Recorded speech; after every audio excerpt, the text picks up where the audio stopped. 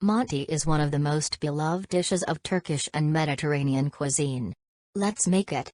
Mix the flour with egg, salt, and water to make a dough. Knead it and place it in a bowl, cover with a damp cloth, and let it rest in a warm place for 30 minutes. Meanwhile, prepare the ground beef filling by mixing ground beef with grated onion, without water, turmeric, red pepper, black pepper, and salt. Set it aside. Dust the work surface with flour and roll out the dough thinly. Then cut the dough into small squares. Place a small amount of the meat filling on each square and wet the edges of each square with water. Fold the dough according to the video demonstration and freeze them to prevent opening. Boil the mantis in boiling water for 20 minutes. For the sauce, we need two combinations.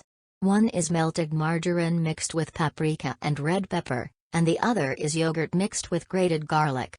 Pour both sauces over the mantis and garnish with mountain mint and sumac.